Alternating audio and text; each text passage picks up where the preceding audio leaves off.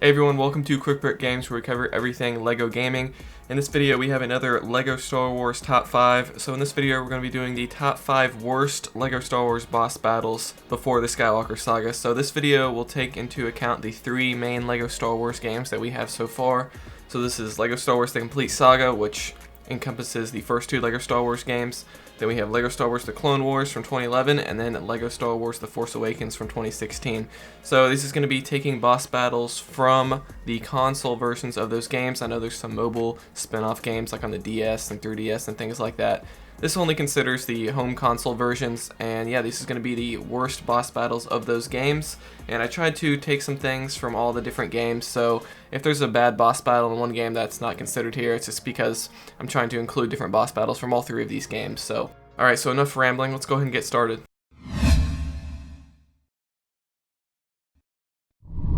Alright, so at number 5 we have the Zillo Beast level from LEGO Star Wars 3 The Clone Wars. This comes from the epilogue level, the last level of the game.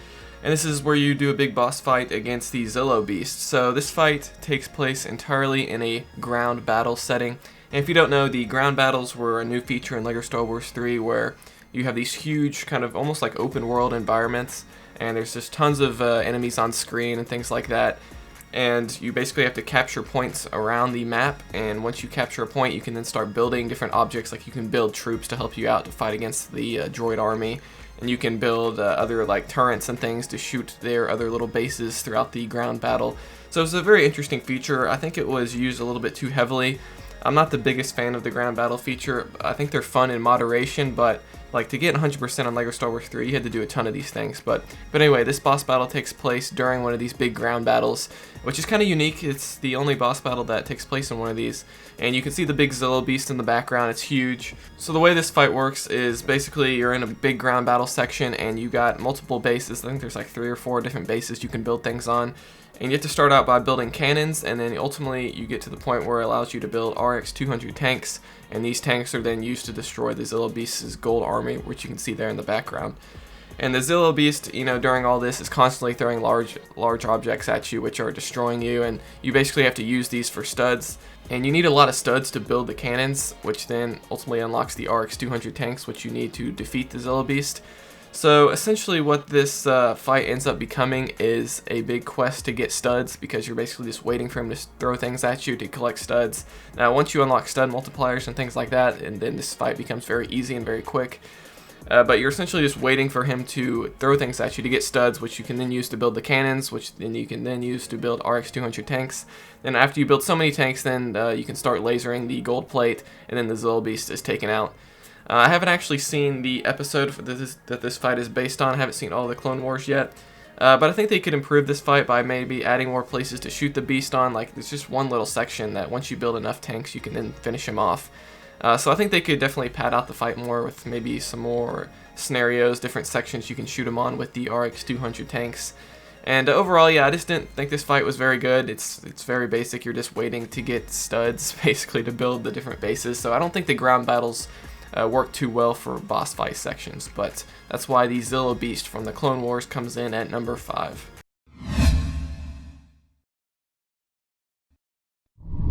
Alright, so at number 4 we have Jango Fett from LEGO Star Wars 3 The Clone Wars. This comes from the opposite of the last one. This is the prologue, the very first level of the game. We're basically playing a section from Episode 2, Attack of the Clones. And this fight takes place at the end of the prologue level of the game. And this takes place during the Battle of Geonosis, where all the Jedi come in that big Jedi arena, and they're fighting all the droids and whatnot. And so after a cutscene, the game introduces Jango Fett into the arena, and the fight begins, and Jango Fett just has 4 hearts, so he's not too much of a boss fight. I know this wasn't a huge fight in the movie, where Mace Windu takes him out.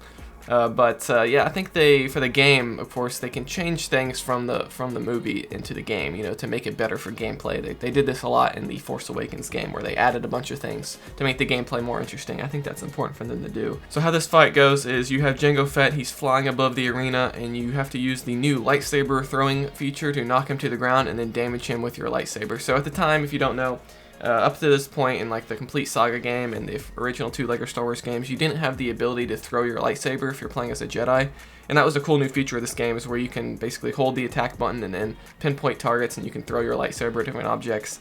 So I think this fight was really trying to emphasize and show off this new feature of the game. But I think this kind of hurts the fight in a way, because you basically have to use this lightsaber throwing ability to damage Jango Fett flying above you. And I think it would have been cool if you could actually deflect his blaster bolts back at him, like you could do in like the Complete Saga game, I believe. So I think this fight kind of limits the player's freedom to choose how you want to fight him. Like, it's forcing you to use the new lightsaber throwing mechanic. I think it would have been cool if you could find your own ways to take him out, like deflecting the bolts back at him. I think that would be very interesting. And basically this process is repeated a few times, where you're kind of throwing the lightsaber at him and damaging him. And that's pretty much it for the boss fight. It's not much for Jango Fett. And after you defeat Jango Fett, a cutscene plays where you see Mace Windu finish Jango Fett off, just like the movie, which is great. But to my knowledge, I don't think you can actually play as Mace Windu during this fight, which I thought was pretty bizarre. I know you can like see him in the battle in the background, but I don't believe you can actually play as him. And if you can, the vast majority of players don't know that, because I've seen several YouTube playthroughs of this level, and nobody's actually using Mace Windu during this fight. So I think it would have been a lot better if they actually had you play as Mace Windu, since he's the first person who finishes off Jango Fett in the movie. And you even used Mace Windu in the fight in the original 2005 game. So very interesting. I just wish they would have focused more on Mace Windu and him being a playable character during this fight as well. But for all these reasons, that's why Jango Fett comes in at number 4 on this list.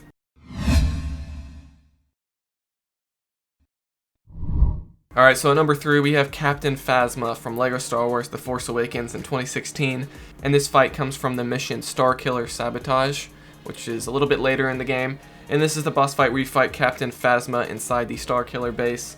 The problem with this fight is it takes place at the very end of the Starkiller Sabotage level. It takes place entirely within a cover shooting section. So if you don't know, this is kind of similar to what they did with LEGO Star Wars 3, where they had the ground battle section. But in this game, they introduced these cover shooting sections, and it kind of works like Gears of War games if you've played those. So you get behind a piece of cover, and you're basically locked in, and you can peek out. You can hit I believe it's the left trigger on the consoles, and you can start peek out and start shooting the different stormtroopers and different objects. And there's different things you can do, like you can use your grapple hook at certain sections and things like that. And it's very interesting. Again, I like it, but I think it should be used in moderation. And I think for the most part they did use it in moderation, but I don't think it works very good for a boss battle like they used it here. So in this fight, you're introduced to Captain Phasma, and she's kind of in the background. And what you have to do is you have to shoot several stormtroopers and pull on different grapple hooks and different objectives to progress the fight. And after you do this a few times, you're going to slowly move up from pieces of cover. And that's basically how all these cover shooting sections work. But when you reach the last section, you have to use Chewbacca's detonators to blow up a couple silver Lego objects. And then you fight a bunch more stormtroopers. And then you got to shoot a couple more targets to finish off Phasma and throw her in the trash chute. Now, probably the main thing I don't like about this fight, besides it being a cover shooting section, is I don't like it when games use boss fights, and this doesn't just apply to the LEGO games, but I don't like it when games use boss fights and you're basically just fighting a bunch of standard enemies as the boss fight. I remember the Batman Arkham Asylum game did this a lot, where you're supposed to be in a boss fight, but really all you're doing is fighting a bunch of regular henchmen. And this game kind of does that too with this fight, where you're supposed to be kind of fighting Captain Phasma, but instead you're just shooting a bunch of stormtroopers to progress the fight, and you're not actually really shooting at Phasma very much. Now, to be fair, in the movie source material, there wasn't actually a boss battle, and they just sort of ambushed Phasma in the movie. So this fight really didn't have much of a reason to exist in the first place. So I do have to give TT Games credit for trying to add more action into the game, and they're basically making everything from this boss fight from scratch, because they don't have any movie source material to draw this from. I will say I am excited to play a proper Captain Phasma boss fight within LEGO Star Wars: The Skywalker Saga coming up later this year in October. Because we know there's going to be a fight based on the Episode 8 fight where Finn finally finishes off Captain Phasma, so it'll definitely be interesting to see a proper Captain Phasma boss fight, and I really don't think this boss fight will probably even exist in the Skywalker Saga within the Episode 7 portion, because there really wasn't much of a fight in the movie. But yeah, for all these reasons, yeah, it's just a cover section, and you're basically just shooting at a bunch of stormtroopers. It makes for a kind of a lousy boss fight. So for all these reasons, Captain Phasma comes in at number 3.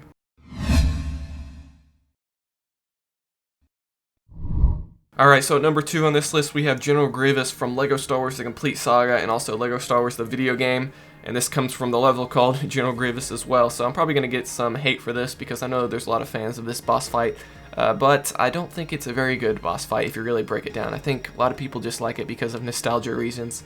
So of course this is the fight where Obi-Wan Kenobi finally kills General Grievous during Episode 3 Revenge of the Sith. So I've discussed this level pretty in depth in my worst levels ranking video, you can check that out as well. So there's going to be a lot of overlap here since this entire level is a boss battle, so basically the level and the boss battle are kind of the same thing in this instance. So check that ranking video out as well if you're interested, but the biggest issue with this level is the lack of content and its simplicity. This battle can pretty much be completed in about 3 minutes if you know exactly what you're doing, maybe even 2 minutes if you're like a speedrunner.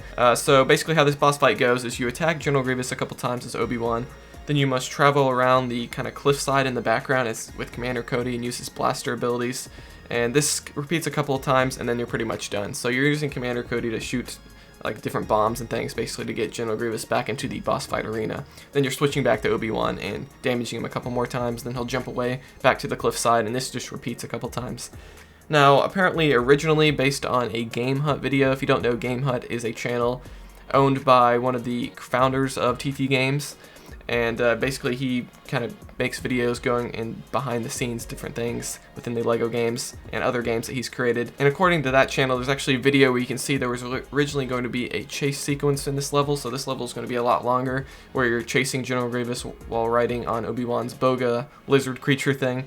And I'm assuming this was cut due to time constraints because this game had to be released in time for Episode 3 Revenge of the Sith, so I'm sure there was probably a lot of cut content from LEGO Star Wars, the video game. But overall, this fight just needs to better represent the movie when they remake it in the Skywalker Saga game. I think they can recreate the chase sequence they originally planned, maybe have a section at the beginning for when Obi-Wan says, "Hello there." And yeah, there's definitely a lot of improvements, and this level was designed back in 2004, if you really think about it, maybe even earlier, so they could definitely do a lot of improvements making this in 2020. And lastly, one feature I think that would be cool in this fight is that if they actually took away your lightsaber as Obi-Wan for like the later half of the fight, because in the movie he loses his lightsaber, like it falls to the ground where Commander Cody picks it up. So I think it would be really cool if you actually had to find ways to fight him without a lightsaber. I know in the LEGO Star Wars 3, the Clone Wars game, if you didn't have a lightsaber on you, you could like do different force pushes and things like that. So it'd be cool if they brought back that feature where maybe you just have to use the force and use blasters and things to take out Grievous. So overall, this fight is not very good. It's very short. There's really not much to it. They definitely need to add some phases to it. You know, add a chase sequence, add the beginning sequence where Obi-Wan actually lightsaber duels Grievous, and then maybe add a section at the end where you don't have a lightsaber and you have to find different ways to take him out. So I think that would be really cool. But for all those reasons, that is why General Grievous from the original LEGO Star Wars and LEGO Star Wars Complete Saga comes in at number 2 on this list.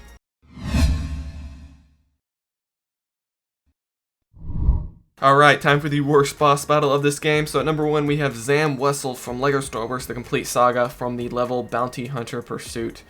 So this boss battle is the worst boss battle in the entire LEGO Star Wars franchise, in my opinion, so far before Skywalker Saga, unless Skywalker Saga has a really bad boss battle. But this boss battle takes place at the very end of the level after chasing Zam Wesell on speeders throughout the airwaves of Coruscant. And there isn't much to say about this battle because there's really not much to it. This has got to be the lamest boss battle of all time in any LEGO game, not just Star Wars. So at the end of the level, Zam Wesell's health shows up at the top of the screen to sort of initiate the battle, and you're like, alright, about to fight a boss battle here. And if your aim is good, you can pretty much finish off Zam Wesell in about 5 seconds. Because, you know, she's got all these hearts, like you see there's like 10 hearts or something across the screen. But typically during boss battles, there are like different phases to basically lengthen the boss fight or prevent the player from, you know, taking out the boss fight's health instantly, because at any time, if you just mash an attack, you can basically take out all the hearts pretty quickly. But this boss battle has no sort of limits like that. It just lets you take her out instantly. You can quickly shoot her with your vehicle's blaster and insta-kill her. It's pretty crazy. Like, if you're lined up with her correctly, you can basically just keep shooting and you'll finish her off within like a few seconds. It's insane. I'm not sure what they could do to actually fix this boss battle. In Skywalker Saga, maybe they could add phases to where there's like an on-foot chase sequence at the end of the level to better reflect the movie. And maybe you can enter the cantina and things like that. Like, I think they could definitely expand it to where it's not just one big vehicle level, because in the newer LEGO Star Wars games, I think starting with like LEGO Star Wars 3, they actually combined vehicle levels with on-foot levels, because before that, you either had a vehicle level where you're all on a vehicle throughout the entire level, or you had the on-foot levels. So I definitely think in the Skywalker Saga game, they're going to change this up a bit, where you're doing both within the same level. And yeah, they definitely could lengthen the boss fight, definitely add some phases, like add things that prevent you from just instantly taking her out, add different things that she does. And yeah, this boss fight is insane, like it's ridiculous how fast you can take her out. So yeah, this is by far the worst boss battle in all of LEGO Star Wars, and one of the worst boss battles in video games, really. So for that reason, it comes in at number 1. So that's going to be it for this top 5 worst boss battles in LEGO Star Wars. So if you haven't checked it out already, there's also a best boss battles video on this channel as well, so you can check that out and see if you agree. But yeah, let me know in the comments, do you agree with this list, or is there any boss battle do you think I missed? Again, I tried to incorporate things from all of the 3 main LEGO Star Wars games, so there's maybe some boss battles that are bad that weren't included here, but I was just trying to incorporate everything.